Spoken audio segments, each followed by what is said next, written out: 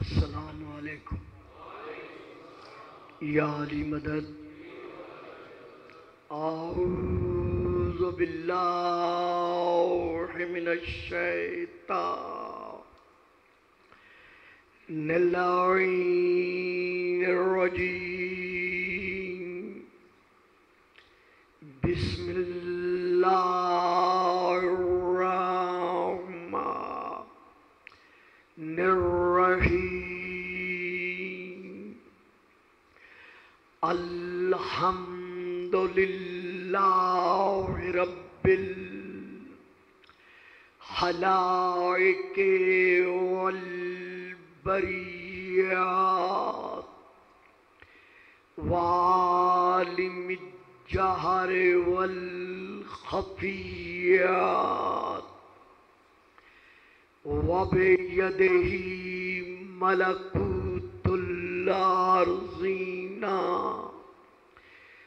والسماوات. والصلاة والسلام على النبي الأمي القرشي الهاشمي الأبتهي المكي المدني المبعوث على العرب والعجم بالقاسم محمد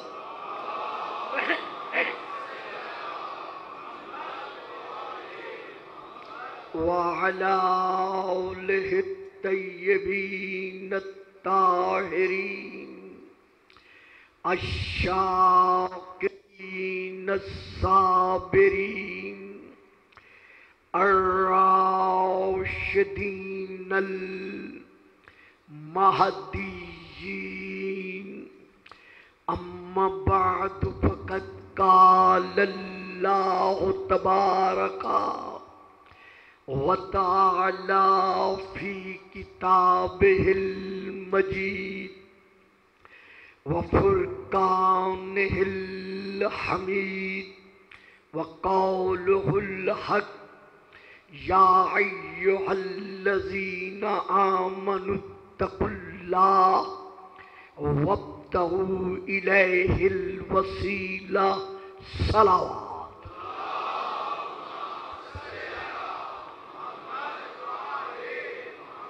نعرہ تکبیر، نعرہ تکبیر، نعرہ رسالت، نعرہ رسالت، نعرہ حیدری، نعرہ حیدری. حسینیت، حسینیت، یزیدیت، یزیدیت. باواد بلند صلوات.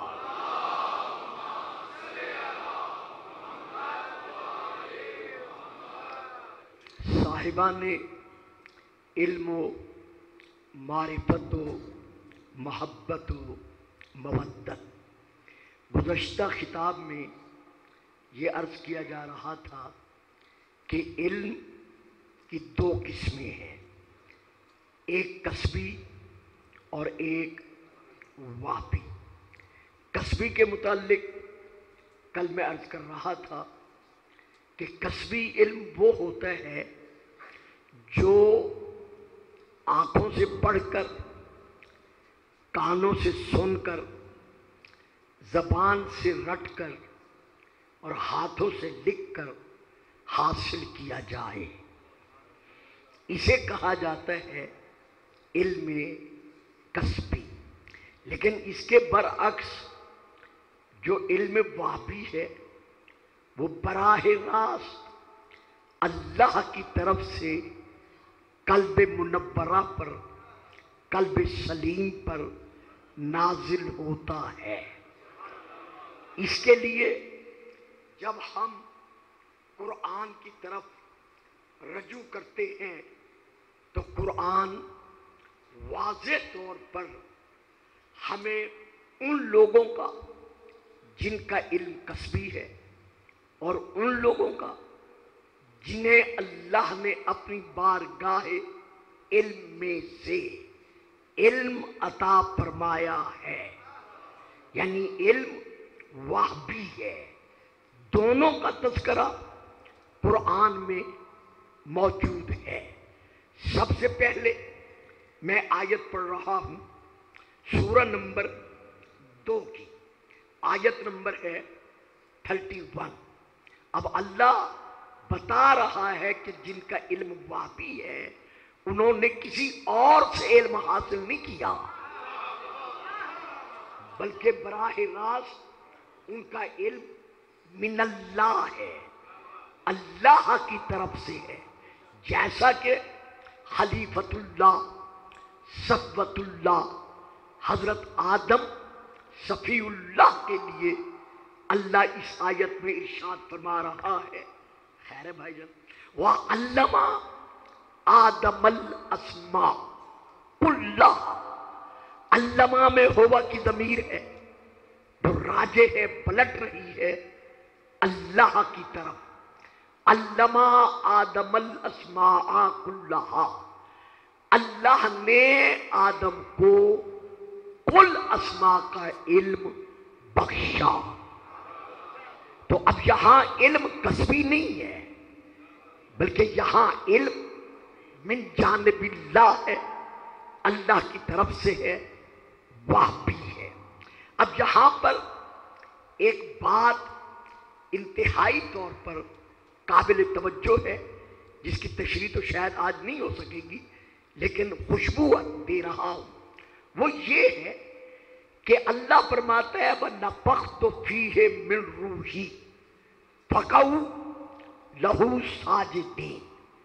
اے ملائکہ، ادھر میں اس ڈھانچے میں، اس مجسمے میں جسے میں نے 9 پلک سوار کر تیار کر لیا ہے، نفخت فیہ من روحی، ادھر میں اس میں روح پھونکوں،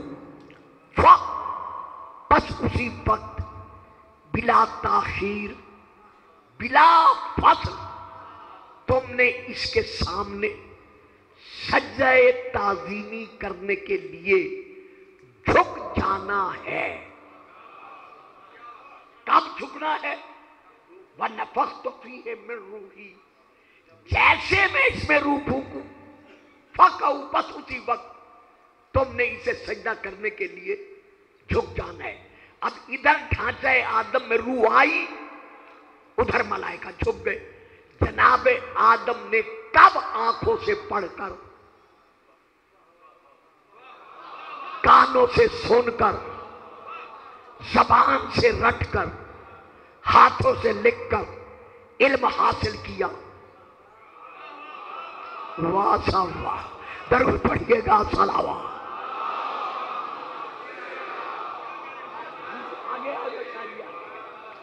میں اس کو پھر دہراتا ہوں کیونکہ اتنا وقت نہیں ہوتا کہ بات کو بار بار دہراتا رہوں۔ وَنَفَخْتُ فِيهِ مِن رُوحِي فَقَعُوا لَهُ سَاجِدِينَ، ادھر میں اس میں روح پھونکوں اور ادھر تم اسی وقت سجدہ کرنے کے لیے جھک جانا۔ جو ملائکہ آدم کو سجدہ کر رہے ہیں، آیا آدم اس وقت خلیفہ تھا یا نہیں تھا؟ تو ظاہر ہے مولانا کہ جناب آدم خلیفہ تھے تو سجدہ کرایا گیا ہے۔ تو آیا اس خلیفۃ اللہ کو جس کو وہ سجدہ کر رہے ہیں با علم ہے یا با علم نہیں ہے؟ اگر با علم نہیں ہے تو پھر خلیفۃ اللہ کیسا؟ اگر با علم نہیں ہے تو پھر ملائکہ سجدہ کیوں کر رہے ہیں؟ کیونکہ ملائکہ تو وہ علم رکھتے ہیں جو اللہ نے انہیں بخشا ہے، تو عالم اور جاہل برابر ہو نہیں سکتے۔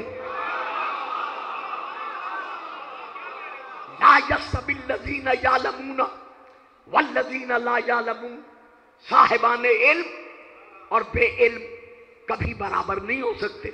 تو آدم کو ادھر روح اللہ نے بخشی اور ادھر ملائکہ سجدہ کرنے کے لیے جھک گئے. معلوم ہوا آدم کو جب سجدہ کیا گیا ملائکہ کی طرف سے وہ بے علم نہ تھے بلکہ وہ صاحب علم تھے. اور میرے سامنے جو اجتماع ہے الحمدللہ یہ علم و معرفت کی منزل معراج پر ہے جہاں مجھے تشریح کی ضرورت نہیں ہے. میں کہنا یہ چاہتا ہوں کہ ادھر روح آئی ادھر فرشتے جھک گئے. تو آدم نے آنکھوں سے پڑھ کر کانوں سے سن کر زبان سے رٹ کر ہاتھ سے لکھ کر علم کب حاصل کیا؟ معلوم ہوا جیسے خلیفۃ اللہ میں روح آتی ہے اسی روح کا نام علم.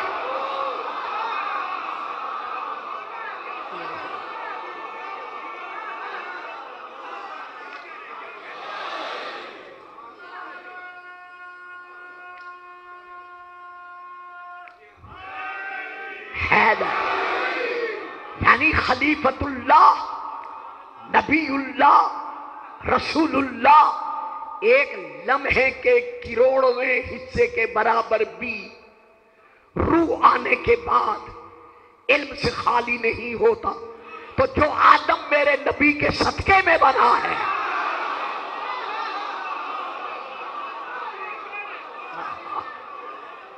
جس آدم علیہ السلام کی خلقت میرے نبی کے وجود وجود کی خیرات ہے. ہو سکتا ہے کوئی صاحب میرا یہ فکرہ نہ لے سکے لیکن میں اپنے عشق کی بات کر رہا ہوں کہ آدم سے لے کر عیسیٰ تک اگر محبت کا کلمہ نہیں پڑھتے تو نبی نبی نہیں رہتے.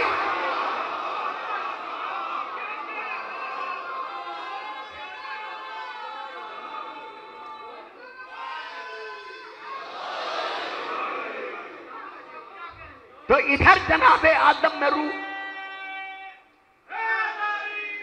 ہے ادھر جناب آدم صفی اللہ میں روح آئی اور ادھر ملائکہ جھک گئے.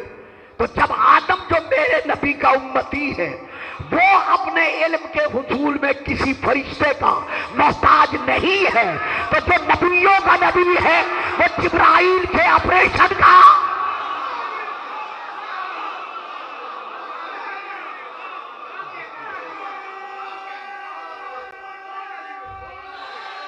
بڑی مہربانی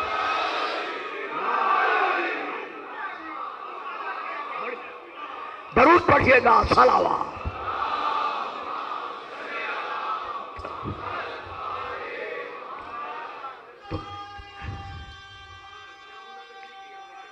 بڑی مہربانی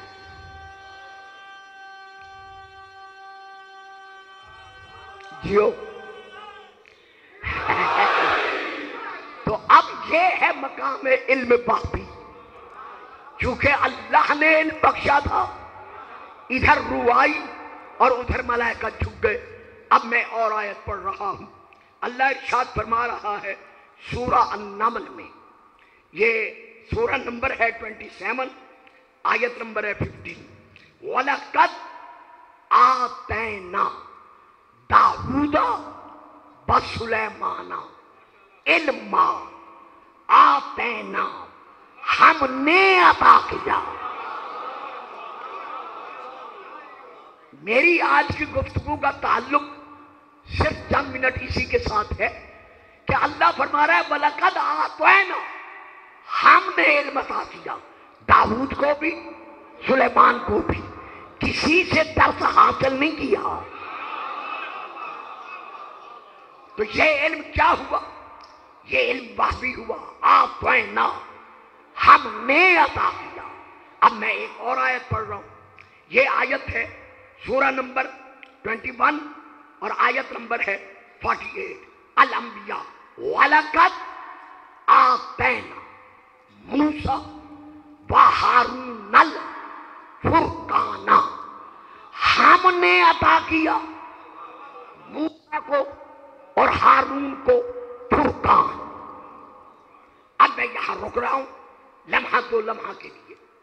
شیعہ حضرات کی تفاسیر اٹھائیں یا تفاسیر عامہ اٹھائیں سب نے فرقان کے نیچے لکھا ہے ترجمے میں تورات، کہ ہم نے تورات عطا کی موسیٰ کو بھی اور ہارون کو بھی۔ اب تورات نازل ہوئی ہے صرف حضرت موسیٰ پر، ہم نے موسیٰ کو بھی اور ہم نے ہارون کو فرقان بخشا۔ تو اس فرقان سے مراد کیا ہے؟ جتنے مرضی میں آئے ترجمے اٹھا لیں، ایک بات کی بات نہیں ہے۔ ہر ترجمے کے نیچے لکھا ہوا ہے کہ ہم نے موسیٰ کو بھی تورات دی اور ہارون کو بھی تورات دی۔ بھئی تورات تو نازل ہو رہی ہے میرے معظم مکرم سامعین، میرے شیعہ غیر شیعہ بھائی، نازل ہوا ہے، تورات نازل ہوئی ہے صرف اور صرف حضرت موسیٰ پر، حضرت ہارون پر تو نازل ہی نہیں ہوئی۔ جب نازل ہی نہیں ہوئی تو اللہ کیوں فرما رہا ہے کہ ہم نے عطا کیا تورات؟ نہیں، ابھی صحیح نہیں ہوا، ہو گئے نہیں صاحب، تھوڑی سی گڑبڑ ہے۔ ہم نے ہارون کو اور موسیٰ کو دونوں کو فرقان بخشا، جبکہ تورات فرقان سے مراد ہے نازل ہوئی ہے صرف موسیٰ پر، تو پھر ہارون کا نام کیوں لیا؟ اب رجوع کرنا پڑے گا آل محمد کی تفسیر کی طرف۔ جہاں سب خاموش ہو گئے وہاں تفسیر محمد و آل محمد موجود ہے۔ وہ یہ ہے کہ چونکہ ہارون وزیر ہے موسیٰ کا،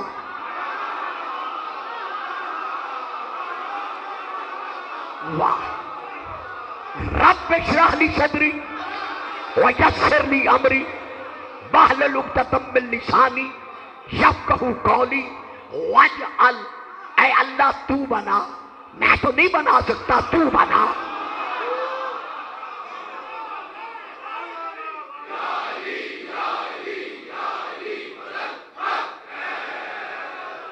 لی، مجھ موسیٰ کے لیے بنا، وزیرن، ایک وزیر بنا، من اہلی، میری اہل میں سے بنا، تاکہ قیامت تک فیصلہ ہو جائے کہ نبیوں کے وزیر ان کی اہل بیت میں سے ہوتے۔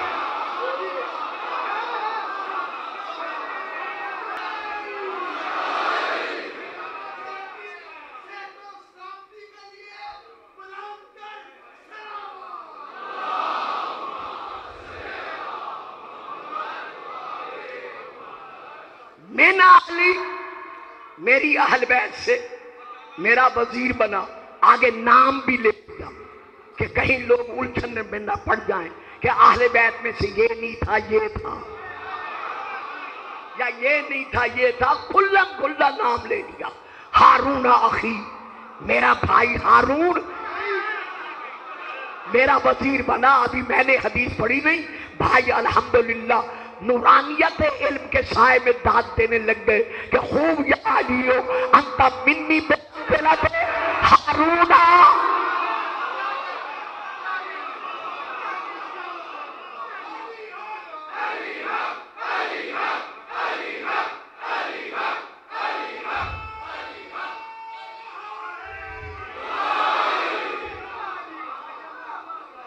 تو جو بات میں دینا چاہتا ہوں وہ بات یہ ہے کہ تفسیر میں یہ ہے کہ چونکہ ہارون جناب موسیٰ کا وزیر تھا، تو جس طرح تورات کا علم اللہ نے موسیٰ کو بخشا،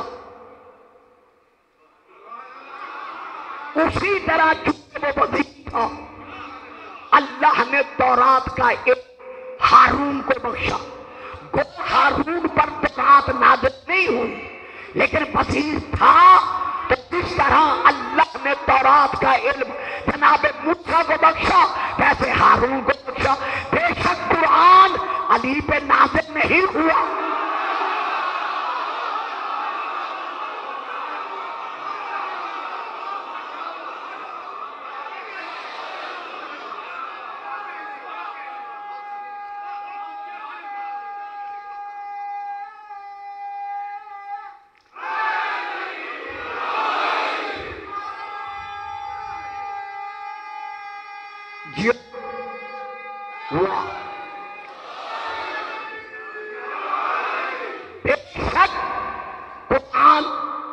علی پہ نازل نہیں ہوا، بلکہ اللہ خود ارشاد فرما رہا ہے نزل الفرقان علی عبدہ لیکون للعالمین۔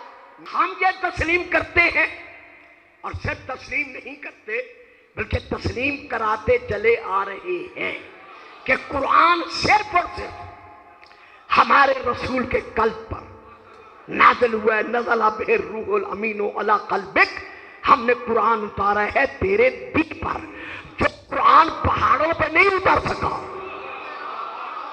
کیونکہ اگر پہاڑوں پر اترتا ولو انزلنا ھذا القرآن علی جبل لرأیتہ خاشعا متصدعا من خشیۃ اللہ، اگر ہم قرآن کو پہاڑ پر اتار دیتے تو تم دیکھتے کہ پہاڑ کا سینہ پھٹ جاتا۔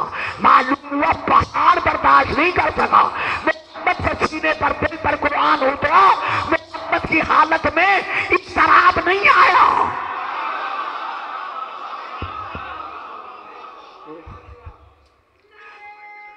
نہیں ہے نا چیک،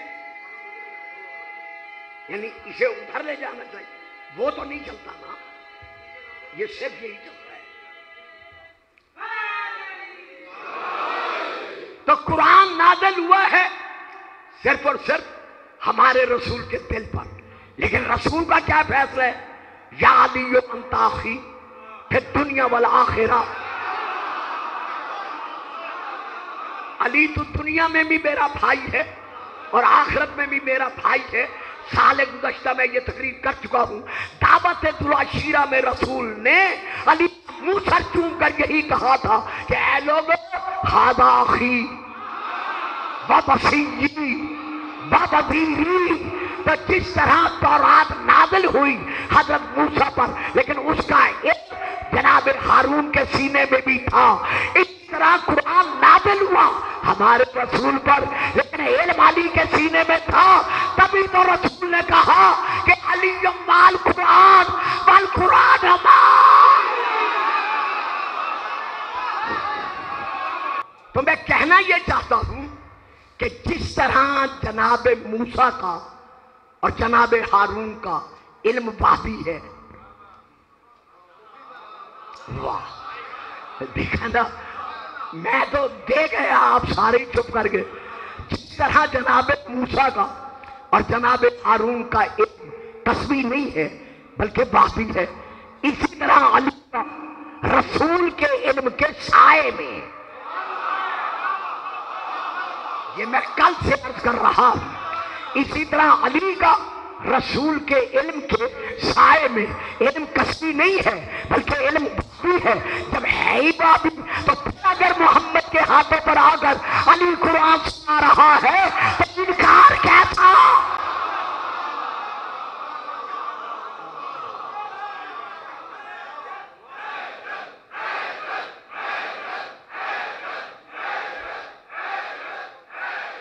واہ، آ جائیے اس آیت پر، انی عبداللہ آتانی الکتاب وجعلنی نبیا، میں عبداللہ ہوں، اللہ کا عبد ہوں، صاحب کتاب ہوں، خدا نے مجھے نبی بنا کے بھیجا ہے۔ کہاں ہے کتاب؟ واہ جی واہ، جو میرے سامنے بیٹھے ہیں وہ بھی خاموش ہو گئے۔ اور بابا یہ حدیث سے نہیں ہے جو کہہ دو گے راوی ضعیف ہے، ہم نہیں مانتے، یہ تو قرآن ہے، یہ تو آیت ہے۔ اللہ ارشاد فرما رہا ہے کہ عیسیٰ کی طرف اشارہ کر، جب بیوی نے اشارہ کیا تو جناب عیسیٰ نے فوراً کیا کہا کہ اے یہود سنو میں کون ہوں،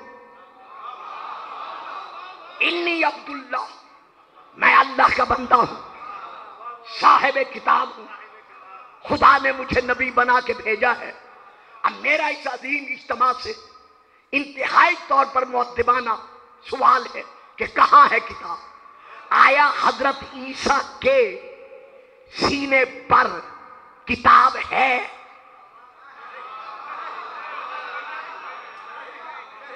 دیکھیں نا، میں نے پر کہا ہے، میں نے میں نہیں کہا۔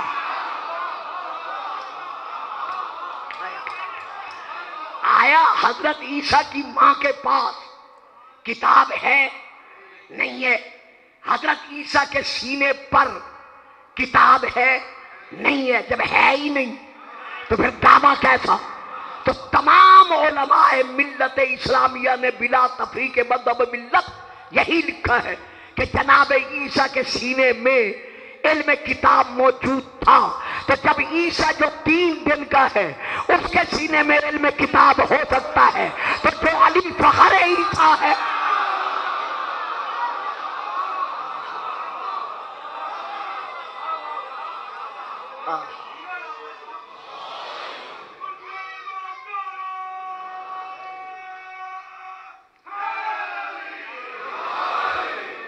تو یہ علم کیا ہے؟ یہ علم ہے وحی. تو ایک ہے کسبی اور ایک ہے علم وحی. اب آدم سے لے کر عیسیٰ تک ہر نبی کا علم کیا ہے؟ میں نے آیات چھوڑ دی ہے وحی. اب ہمارے رسول کا علم کیا ہے؟ محدود نہیں. آدم سے لے کر عیسیٰ تک ہر نبی کا علم وحی ہے لیکن محدود ہے.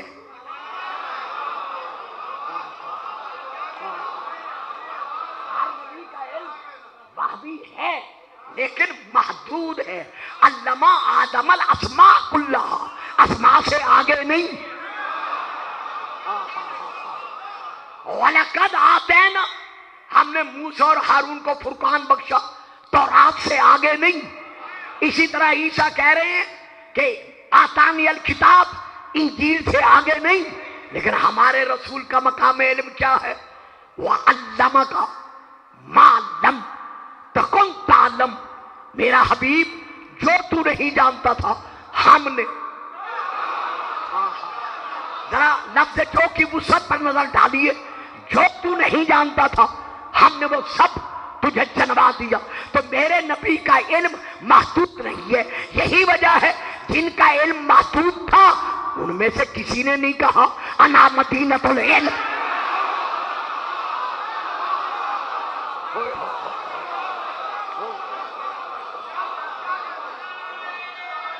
بڑی مہربانی.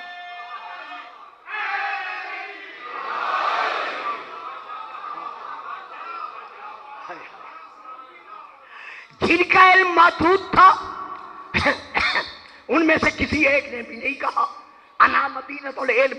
لیکن میرے رسول کا علم کیونکہ محدود نہیں تھا اس لیے میرے رسول نے دعویٰ کیا انا مدینۃ العلم کہ میں علم کا شہر ہوں.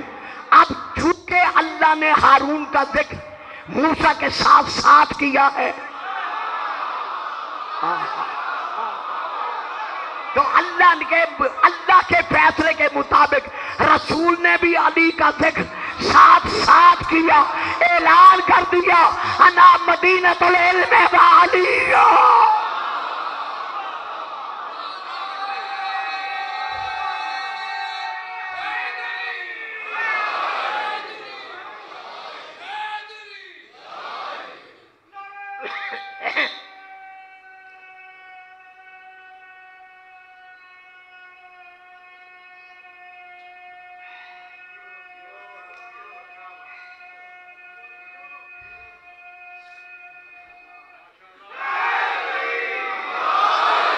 سید اب یہاں پر میں حوالہ دے رہا ہوں، میری بات ذہنوں میں ہے. آپ کو اللہ سلامتی دے اور آپ کی دعاؤں کے سائے میں یہ اسی طرح ذکر جاری و ساری رہے. ہم نے علی کی ہر فضیلت کو لینا ہے رسول کی فضیلت کے سائے میں. اسی طرح علی کا علم ہم لے رہے ہیں رسول کے علم کے سائے میں. اب یہ ہے کتاب میرے بڑے بھائیوں کی بہت بڑی کتاب ہے مواہب اللدنیہ، جلد نمبر 2 صفحہ نمبر 193. اس میں مطبوعہ بیروت. اس میں رسول پاک ارشاد فرما رہے ہیں کہ اللہ نے پوری دنیا کے پردے میری آنکھوں سے ہٹا دیے. یعنی کوئی حجاب مشرق مغرب جنوب شمال اوپر نیچے کوئی پردہ نہیں ہے. ہر ذرہ کائنات مجھ محمد کی نگاہ کے سامنے ہے.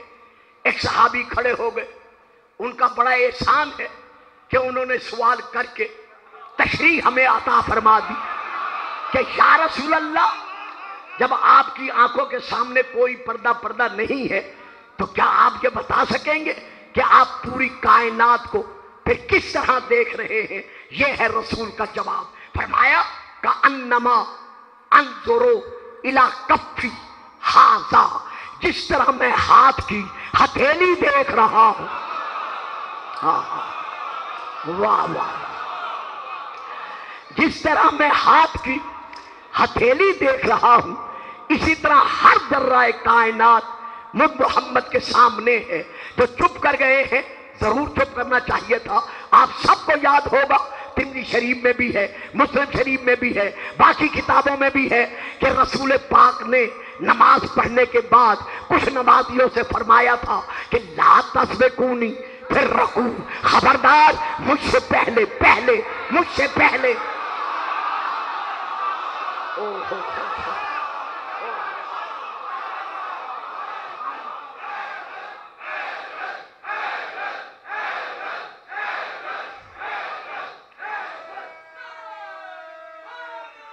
حیدر، خبردار مجھ سے پہلے رکوع میں مت جایا کرو۔ تو ان کا احسان ہے جو پہلے رکوع میں گئے تھے۔ واہ صاحب واہ، میں پڑھ گیا تجھی تھوڑی۔ ان صحابہ کا احسان ہے مسلمانوں پر جو رسول سے پہلے رکوع میں گئے۔ اگر وہ نہ جاتے تو ہمیں پتہ کیسے چلتا کہ رسول کا مقام علم کیا ہے؟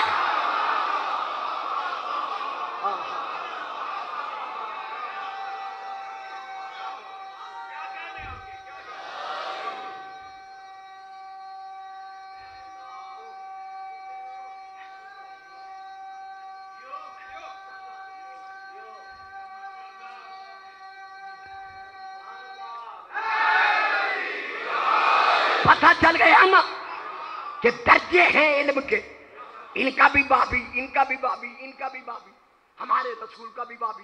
لیکن ہمارے رسول کا علم بابی اس منزل پر ہے کہ آپ کی آنکھوں کے سامنے کوئی شے پوشیدہ نہیں ہے۔ حضرت ابراہیم کے لیے ایک دن پردے ہٹے تھے۔ واہ، جو آپ کے ذہنوں میں ہے، لیکن میرے نبی کے لیے کوئی پردہ نہیں ہے۔ ہر شے آپ کے سامنے اس طرح ہے جیسے ہاتھ کی ہتھیلی ہے۔ اب آؤ علی کو دیکھو رسول کے علم کے سائے میں۔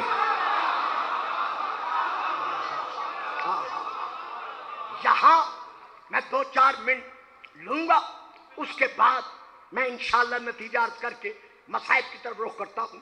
میں کہنا یہ چاہتا ہوں، حضرت علی علیہ السلام سے جب پوچھا گیا کہ مولا وَكُلَّ شَيْءٍ آسَيْنَاهُ فِي إِمَامٍ مُبِينٍ، اس سے متعلق فرمائیں گے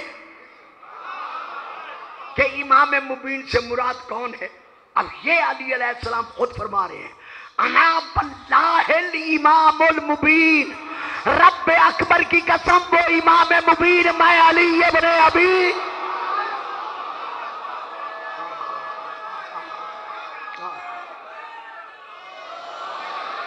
اور اس کے بعد پھر ارشاد فرماتے ہیں ابین الحق من الباطل، میں علی ابن ابی طالب حق کو حق اور باطل کو باطل منوانے والا ہوں۔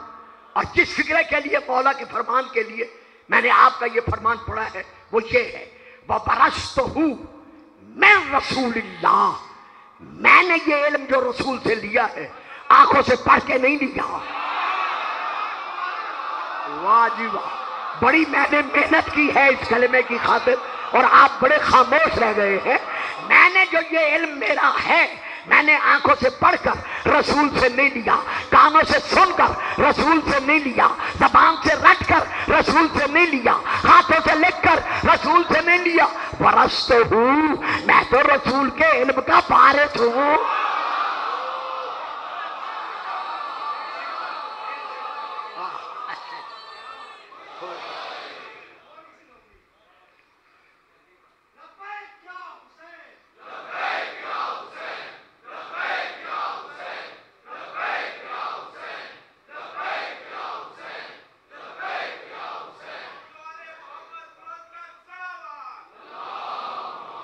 حاج صاحب بڑی مہربانی.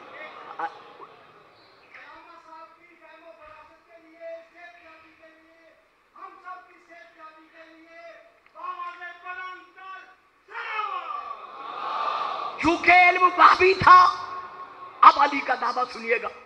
آپ فرماتے ہیں واللہ لو شئت ان اخبر کل رجل منکم بمخرجہ ومولجہ، اگر میں علی یہ چاہوں تو میں تم میں سے ہر ایک کو بتا سکتا ہوں کہ تمہارا آغاز کیا ہے اور تمہارا انجام کیا ہے.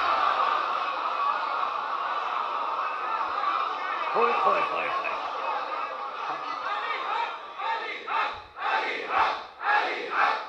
زندگی ہو آپ کی، سلامتی ہو آپ کی، زندگی ہو ڈاکٹر صاحب کی، جناب الحاج محمد حسن اکبر صاحب کی، زندگی ہو نقوی صاحب کی، جن کی طرف سے یہ مجالس ہو رہی ہیں. اللہ ان سب کو سلامتی اور سب کو سلامتی دے. میرے پاس اگر وقت ہوتا یا مجلس محرم کے بعد انشاءاللہ 2-4 میری لاہور تقریریں ہیں تو شاید کسی پر میں وضاحت کر سکوں. یہ کوئی معمولی بات نہیں کہ میں تمہارے آغاز سے بھی واقف ہوں.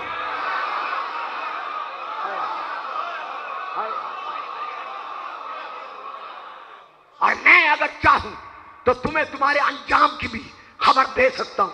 اب اگلا فکرہ سننے کے قابل ہے، میرا نہیں ہے، مولا کا اپنا ہے، میں تو صرف بیان کر رہا ہوں. فرماتے ہیں وہ جمیع شان ہی، صرف تمہارا آغاز اور انجام نہیں بتا سکتا بلکہ رات دن گھڑی بہ گھڑی پل بہ پل جو تمہارے حالات ہیں.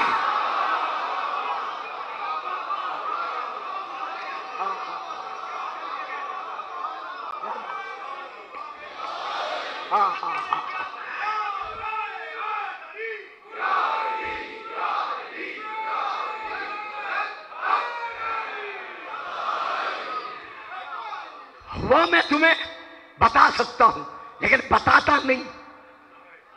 بتا سکتا ہوں لیکن بتاتا نہیں. کیوں نہیں بتاتا؟ وَلَٰكِنْ أَخَافُ أَن تَكْفُرُوا فِيَّا بِرَسُولِ اللَّهِ.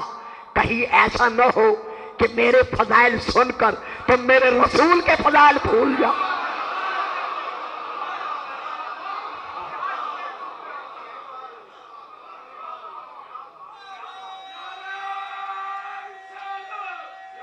مل کر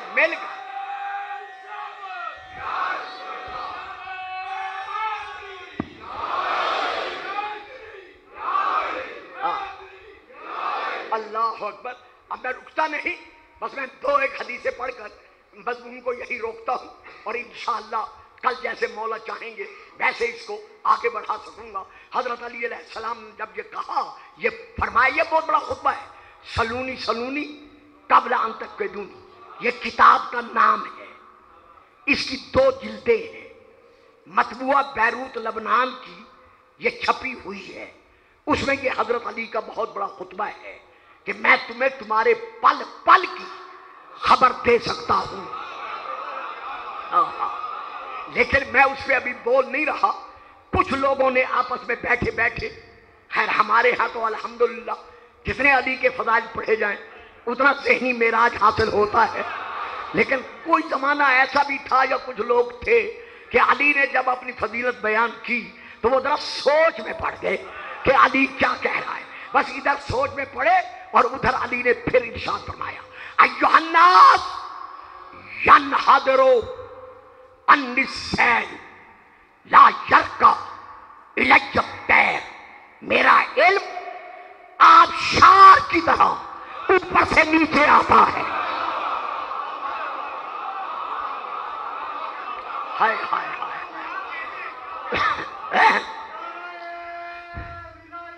علی ولی اللہ.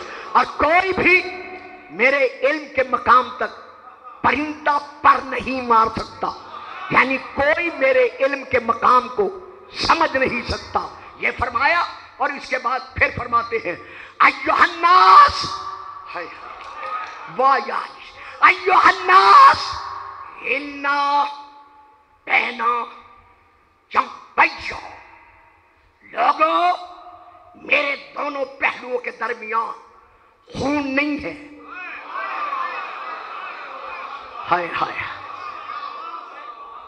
آنکھڑیاں نہیں ہیں، گوشت نہیں ہے، ان بین جنبیا قلوبا کالبحار الزواخر، میرے پہلوؤں کے درمیان علم کے ٹھاٹھے مارتے ہوئے سمندر.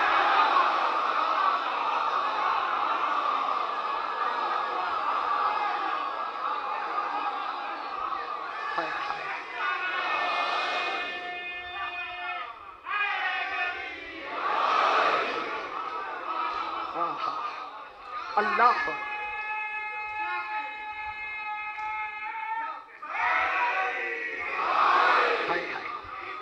اس کے بعد ہاتھ اٹھایا، اٹھا کے اپنے سینے پہ رکھا، سینے پر ہاتھ رکھ کر، ید اللہ ہاتھ رکھ کر علی نے پھر ارشاد فرمایا ایھا الناس انا ہا ہنا لا علما جمعا لو اجد لہ حملتن، میرا سینہ علم کا خزینہ ہے، کاش علی تم میں سے کوئی ایک ایسا پاتا جو مجھ سے علم لے سکتا.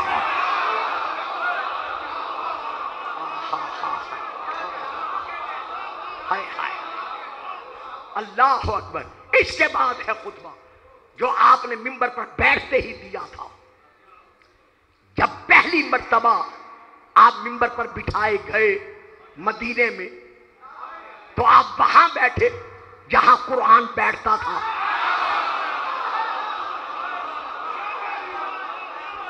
علی نے جو پہلا خطبہ پڑھا ہے، میں سارا نہیں پڑھ رہا، شاید کل یا پرسوں یا کسی دن کہیں اور پڑھوں گا. پہلے خطبے میں علی نے یہی کہا ہے ایھا الناس سلونی سلونی قبل ان تفقدونی. علی کا یہ کہنا اس بات کی دلیل ہے کہ یہ علم کسبی نہیں بلکہ باقی.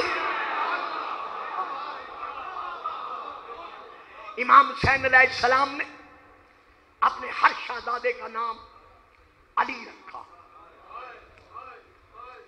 بڑے شہزادے کا نام بھی علی، درمیانے کا بھی علی، سب سے چھوٹے کا بھی علی، تاکہ کوئی ہمارے لیے چھوٹے بڑے کا تصور نہ کرے.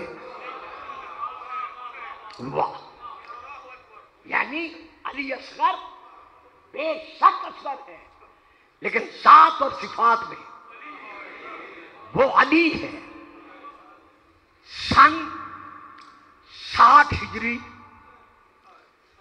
9 رجب علی و بطول کے گھر میں یہ چھوٹا علی علی بن کر جناب بی بی سیدہ رباب سلام اللہ علیہا کی آغوش مبارکہ کی زینت بنا. اللہ نے 6 مہینوں کا مہمان بنا کر، سبحان اللہ سبحان اللہ، صرف 6 مہینوں کا مہمان بنا کر اللہ نے یہ شہزادہ حسین اور بی بی رباب کو بخشا. صاحبان دل، صاحبان ادا، میں نے 6 مہینے اس لیے کہے ہیں کہ آپ کے اذہان میں موجود ہے کہ کربلا کے میدان میں یہ شہزادہ صرف 6 مہینے کا تھا، لیکن میدان کربلا میں جو ظلم اس پر ہوا ہے، اس ظلم پر روتے ہوئے آپ کے اور میرے 12ویں آقا زیارت ناہیہ میں پردے میں بیٹھ کر روتے ہوئے فرما رہے ہیں ذبیحہ من العدن الی العدن، ہائے ہمارے گھر کا علی اصغر جو ایک کان سے دوسرے کان تک ذبح کیا گیا، یعنی اس کان میں تیر لگا. اب بتائیں میں کیسے وضاحت کروں. اور اس کان سے نکل گیا. نہ صرف اتنا نہیں بلکہ امام پھر فرماتے ہیں رو رو کر، ہائے ہمارے گھر کا وہ علی اصغر ذبیحہ من البرید الی البرید، جس کی پوری گردن کی رگیں کاٹ لی گئی. ہماری ایک کتاب ہے، مصائب کی کتاب ہے، بڑی مشہور کتاب ہے، یہ عربی میں بھی ہے، فارسی میں بھی ہے، اردو کا مجھے پتہ نہیں ہے ترجمہ ہے یا نہیں ہے. اس کا نام ہے برق غم.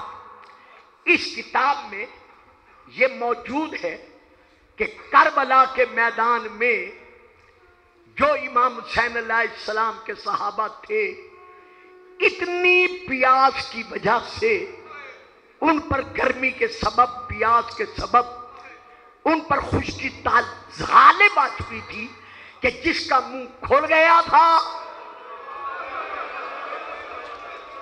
اس کا منہ بند نہیں ہو سکتا تھا، جس کا منہ بند تھا اس کا کھل نہیں سکتا تھا. خشک زبانیں تالوؤں سے چپٹی ہوئی تھی. اب میں آگے نہیں پڑھتا، میں آپ سے پوچھتا ہوں، جب صحابہ کا یہ عالم تھا تو جو ہے ہی 6 مہینے کا،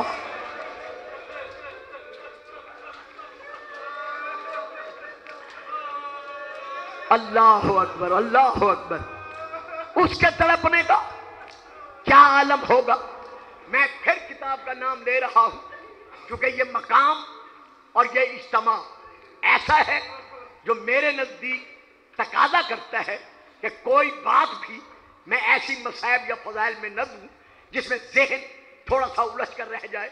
میں پھر کتاب کا نام لے رہا ہوں، حضرت علامہ دربندی علیہ الرحمہ کی کتاب ہے جس سے میں پڑھ رہا ہوں.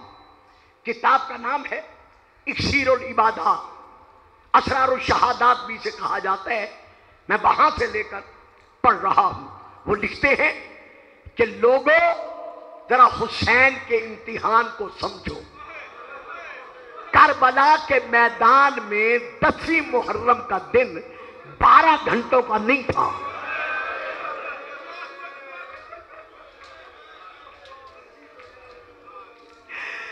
بلکہ میدان کربلا میں یوم عاشور 72 گھنٹوں کا تھا. میں نے پڑھ دیا، آپ نے سن لیا. 12 گھنٹے 24 گھنٹوں کا نہیں تھا، 12 گھنٹے کا نہیں تھا، بلکہ یوم عاشور 72 گھنٹے کا دن تھا.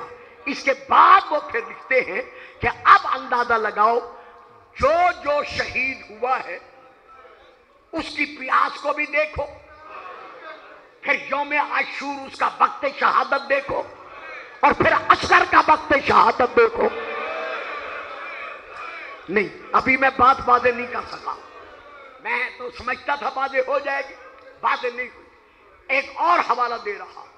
کتاب کا نام ہے نبع الاسلام. میں وہاں سے لے کے پڑھ رہا ہوں کہ 3 محرم کو جب افواج یزیدی کے دستے پے در پے کربلا آنے لگے تو بی بی سیدہ رباب نے حسین کے سامنے زمین پر 2 زانو بیٹھ کر، ہاتھ باندھ کر، سر جھکا کر کہا، زہرا کا لال، یہ سارے تیرے مارنے والے ہیں.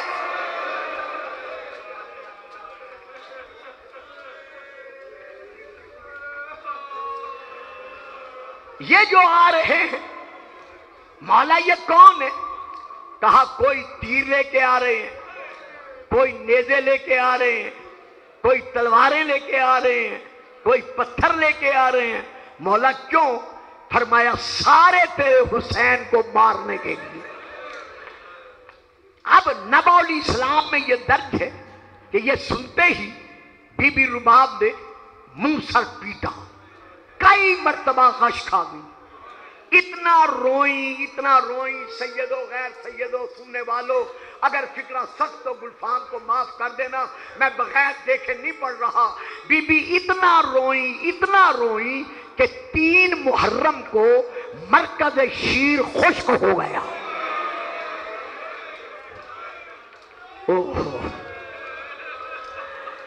میں نے وضاحت نہیں کی کیونکہ اس کی ضرورت نہیں ہے. 3 محرم کو سیدہ رباب کا مرکز شیر خشک ہو گیا. ہر کربلا کا شہید 7 محرم سے بھوکا ہے. لیکن گھروں میں چھوٹی چھوٹی اولادیں رکھنے والوں،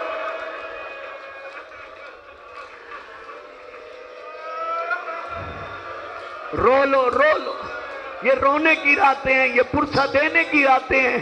آپ جانتے ہیں میں قسمیں نہیں کھایا کرتا، مجھے قسم ہے شہزادہ علی اصغر کی شہادت کی۔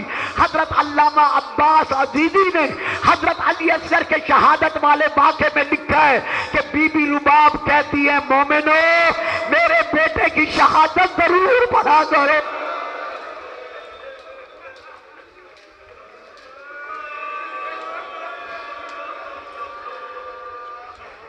بڑی تسلی سے، بڑے سکون سے دو چار جملے دیتا ہوں، زیادہ نہیں پڑھتا۔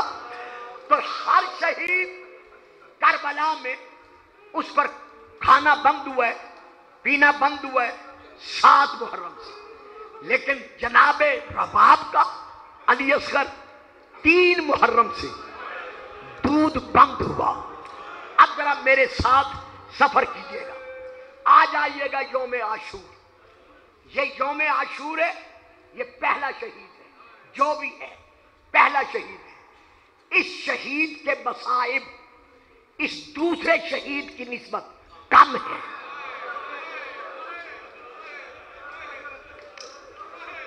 سبحان اللہ سبحان اللہ، مجھے آگے پڑھنے کی ضرورت نہیں تھی۔ یہ تیسرا شہید ہے، اس کے بعد ہے چوتھا۔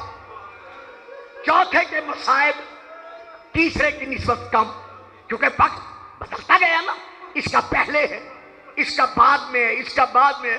اب اولاد والو، خدا تمہاری اولادوں کو سلامت رکھے، میری ماں بہنوں، میری بیٹیوں، تمہاری گودیاں سلامت رہیں۔ مجھے ایمان سے بتاؤ اصغر کب شہید ہوا؟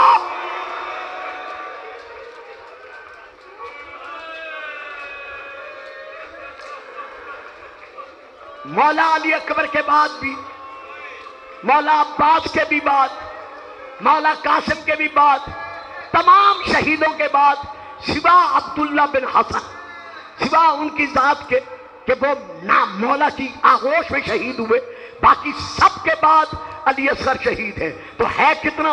صرف 6 مہینے۔ حالت کیا ہے؟ پیاس کی وجہ سے اصغر کی آنکھیں بند ہیں، لب یوں کھلے ہوئے ہیں، یتلذا، زبان تالو سے چپٹی ہوئی ہے۔ یتلذا سے مراد کیا ہے؟ آپ نے گھروں میں دیکھا ہوگا جب چھوٹے سے بچے کو پیاس لگتی ہے یا بھوک لگتی ہے، وہ پہلے ان برتنوں کو دیکھتا ہے جو اس کے سامنے پڑے ہوتے ہیں۔ جب کوئی متوجہ نہ ہو تو پھر وہ ہاتھ پاؤں مارتا ہے، پھر بھی کوئی توجہ نہ کرے تو پھر وہ زور زور سے رونا شروع کر دیتا ہے، پھر بھی اسے کوئی نہ اٹھائے، پانی نہ پلائے، دودھ نہ پلائے تو وہ بچہ کیا کرتا ہے؟ سانس لینے کی خاطر اپنا منہ کھول دیتا ہے۔ تو علی اصغر کی حالت کیا تھی؟ آنکھیں بند ہے، منہ کھلا ہوا ہے، گردن ایک طرف لٹکی ہوئی ہے، اور بیٹے والے حسین اصغر کو یوں اپنے ہاتھوں پر اٹھا کر چاروں طرف دکھا کے کہہ رہا ہے، اور یزیدیوں تمہارے تو جانور بھی پانی پی رہے ہیں۔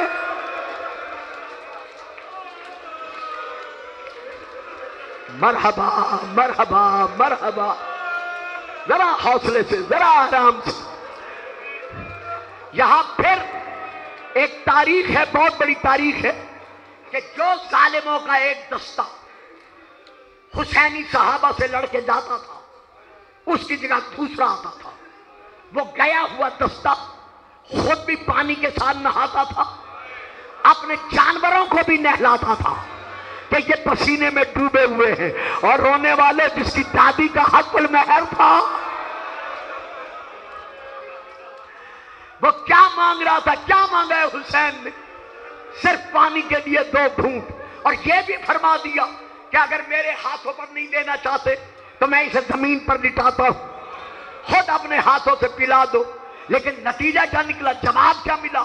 چھوٹے سے بچے کو 6 مہینے کے بچے کو، معصوم بچے کو پیاس بجھانے کے لیے کتنا پانی چاہیے، کتنے پانی کی ضرورت ہے؟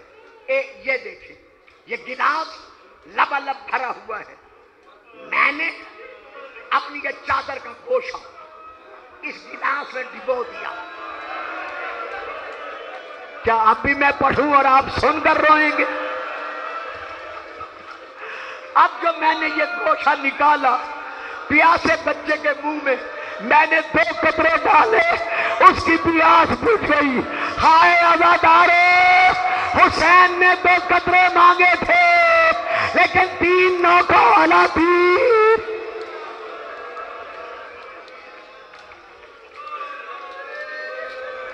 حوصلہ حوصلہ، ذرا حوصلہ، بڑے آرام سے۔ حرملہ کو حکم ملا، اس ظالم نے 3 نوکوں والا تیر جو زہر میں بجھا ہوا تھا یہ اس شہید کی طرف چھوڑا، فقیر کی طرف چھوڑا۔ ادھر تیر چلا، ادھر خیمے کا پردہ ہلا۔ اللہ اکبر، کیسی مائیں تھی کربلا میں جو آواز دے کر کہا خبردار اصغر، بابا کو تیر نہ لگنے پائے ورنہ میں حق کے دودھ نہیں بخشوں گی۔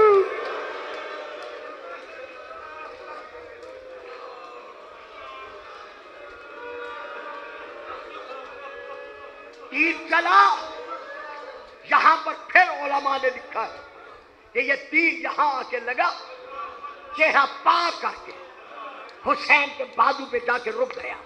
انہوں نے لکھا ہے کہ یہ تیر میدان جنگ میں جوانوں پہ نہیں چلایا جاتا تھا بلکہ میدان جنگ میں جانوروں پہ چلایا جاتا تھا ان کو گرانے کے لیے۔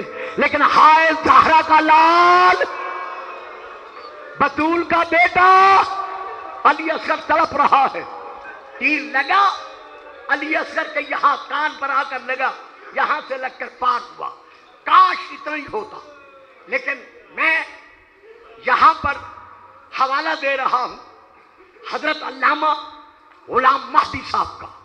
انہوں نے لکھا ہے کہ صرف ایک تیر نہیں لگا بلکہ یہ تیر مارا تھا حرملہ نے، دوسرا تیر مارا ہے حسین بن تمیم نے۔ وہ تیر آ کے یہاں پہلو میں لگا، پہلو میں لگ کر پیٹ کو چیرتا ہوا دوسرے پہلو سے نکل گیا۔ اصغر کے جسم کا کوئی حصہ سالم نہیں رہا۔ حسین خون میں ڈوبا ہوا اصغر خیمہ گاہ کے دروازے تک لائے، بیویاں ماتم کرتی ہوئی، منہ سر پیٹتی ہوئی خیمے سے باہر آئیں۔ حسین نے چھوٹی سی قبر کھودی، گڑھا کھودا، گڑھا کھود کر صغیر کو گڑھے میں سلایا، سلا کر امام نے دائیں بائیں دیکھا، ہر بی بی رو رہی تھی۔ آواز دے کر کہتے ہیں رباب، رباب آ میری مدد کر۔ زہرا کا لال میں کیا مدد کروں؟ کہا قبر میں نے سلایا ہے۔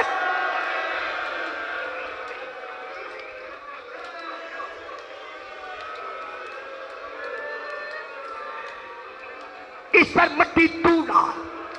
بی بی نے خاک اٹھائی، اصغر کے پاؤں پہ ڈالی، سب بیویاں ماتم کر رہی ہیں، اصغر کی پنڈیوں پر ڈالی، چھوٹے سے خون بھرے ہوئے رانوں پہ ڈالی، پھٹے ہوئے شکم پر ڈالی، سینے پہ ڈالی۔ اولاد والو، کاش میں یہ روایت نہ پڑھتا۔ جب گردن تک ڈال چکی تو بی بی کی تھاڑیں نکل گئی، رو کے کہتی ہے زہرا کا لال۔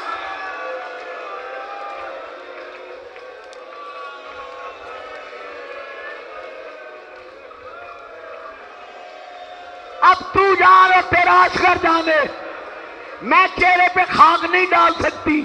حسین آگے بڑھے، گرم خاک اٹھائی، چاہا ڈالے۔ اب یہاں میں نہیں پڑھ رہا، ہمارے بہت بڑے مصائب خان ہیں بھائی محمد عباس قمی صاحب، ان سے میں نے اکثر سنا ہے کہ جیسے حسین نے چاہا کہ میں اصغر کے چہرے پر خاک ڈالوں، پیچھے سے ایک ہاتھ آیا جس نے آواز دے کر کہا او میرا لال، او میرا غریب کربلا، او میرا مظلوم کربلا، او میرا اکیلا لوٹا جانے والا، او میرا حسین، تو رک جا، دادی آ گئی ہے۔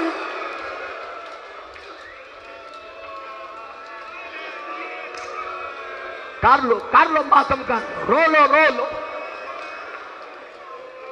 روتے بھی جاؤ، جن کی اولادیں نہیں ہیں دعائیں بھی مانگتے جاؤ، مولا اصغر کے صدقے میں گودیاں آباد کرے۔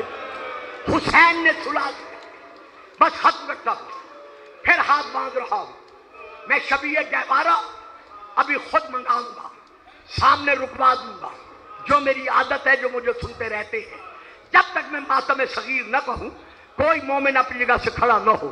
حسین نے سلا دیا، میں 3 دفعہ کہوں گا، حسین نے اصغر سلا دیا، حسین نے اصغر، ماشاءاللہ ماشاءاللہ، بطول راضی ہو، بطول دعائیں دے رہی ہے۔ حسین نے اصغر سلا دیا، کیا امت نے سونے دیا؟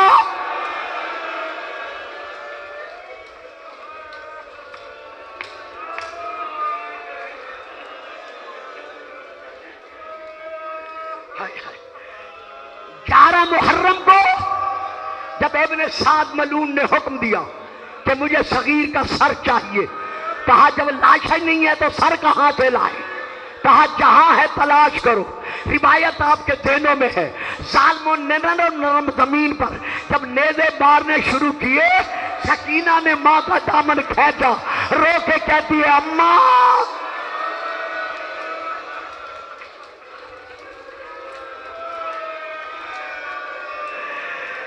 اماں یہ زمین پر نیزے کیوں مار رہے ہیں؟ کہا سکینہ ہمارا رہا جو کوئی نہیں، ہمارے سارے وارث مارے گئے۔ تھکنا نہیں ہے، تھکنا نہیں ہے، غم حسین کا عشق تھکنے نہیں دیتا۔ ادھر نیزہ لگا، ادھر نیزے کی نوک پر علی اصغر سوار ہوا، رخ پھر گیا ماں کی طرف، اشاروں میں کہا اماں اماں اب تو دودھ بخشے گی۔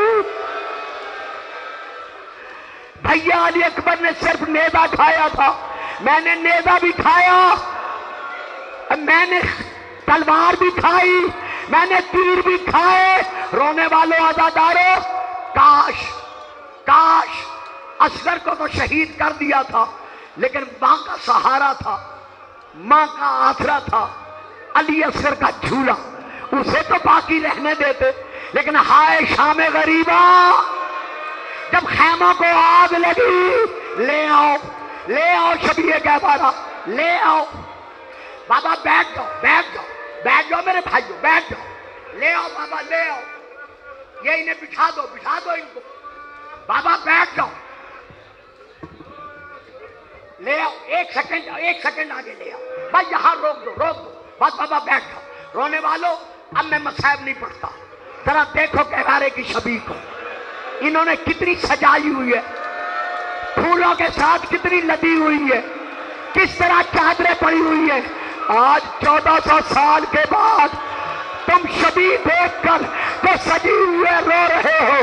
ہائے شام غریبہ، جب جھولا ماتم صغیر، ماتم اصغر،